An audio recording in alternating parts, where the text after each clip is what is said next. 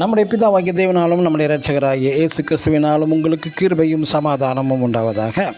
கிறிஸ்து இயேசுவுக்குள் அன்பான சகோதர சகோதரிகளை, இன்று நாம் தியானத்துக்கு எடுத்துக்கொள்ள இருக்கிறதான வேத வசனம் யோவான் எழுதின சுவிசேஷம் 13ஆம் அதிகாரம் 34ஆம் வசனம்.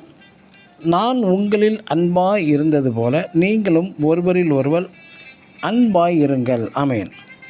நம்ம ஆண்டவருடைய அன்பு எப்படிப்பட்டது? உலகின் முதல் அடிக்கப்பட்ட ஆட்டுக்குட்டி என்பது எது? உலகின் ஆதாம் ஏவாள் பாவம் செய்து வீழ்ந்தபோது அவர்கள் நிர்வாணிகளாய் இருந்ததினால் அத்தி இலைகளை போர்த்து ஒளிந்து கொண்டிருந்தார்கள். ஆனால் ஒரு ஆட்டுக்குட்டியை அடித்து அதன் தோலையை அவர்களுக்கு போர்வையாக மாற்றி அமைத்து தந்தவர் நம் தேவன். அப்படிப்பட்ட ஒரு தெய்வீக அன்பு, ஒரு மாயமற்ற அன்பு, ஒரு தியாகமான ஒரு அன்பு அவருடைய அன்பு. ஒரு கிராமத்தில் புத்திசாலி நிறைந்த மக்கள் அங்கு உள்ள கடையில் பொருட்கள் வாங்கும்போது பணம் மட்டும் நாளை தருகிறேன் என்று சென்று விடுவார்களாம். ஆனால் ஒரே ஒரு கடைக்காரர் மட்டும் ஒரு வாசகம் எழுதி வைத்து வியாபாரம் செய்து நன்றாக செய்து கொண்டிருந்தார். அது என்னவென்றால், இன்று ரொக்கம் நாளை கடன் என்று. அதனால் அந்த கடையில் கடன் நாளை நாளை என்று தள்ளி போட்டு கொண்டே போகிறது.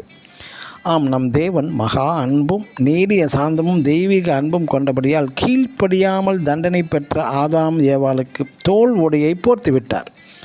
இந்த கிராமத்து கடைக்காரர் போல நாம் ஒவ்வொருவரிடமும் காண்பிப்பது என்ன?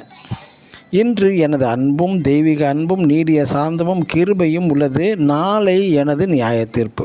இப்படியே தினமும் தள்ளி போட்டு கொண்டே போகிறார். நம் இயேசு கிறிஸ்து பூமிக்கு வந்து சத்தியத்தையும் கிருபையும் பிதாவின் அன்பையும் தந்து அவர் கிருபையும் அளவில்லாமல் தந்து கொண்டிருக்கிறார். அவரது நியாய தீர்ப்பை மட்டும் தள்ளி போட்டு கொண்டே இருக்கிறார். எப்படி என்றால், இன்னொரு வருடம் இருக்கட்டும், இன்னொரு வருஷம் இருக்கட்டும் என்கிறார். பிரியமானவர்களே, கிறிஸ்து நமது மீது பாராட்டின அன்பை தினம் நினைத்து நமது தேவனையே நேசிக்க வேண்டும். அது மட்டும் போதுமா? போதாது. நான் உங்களில் அன்பாய் இருந்தது போல் நீங்களும் ஒருவரில் ஒருவர் அன்பாய் இருங்கள் என்ற புதிய கட்டளையை நமக்கு தருகிறார். ஆம், இது கிருபையின் காலம். இன்றைய இரட்சணினால் மனம் திரும்பி சத்தியத்தை ஏற்றுக்கொண்டு தேவ அன்பினால் ஒருவரில் ஒருவர் அன்பு கூற கடவோம். ஆமேன். God bless you.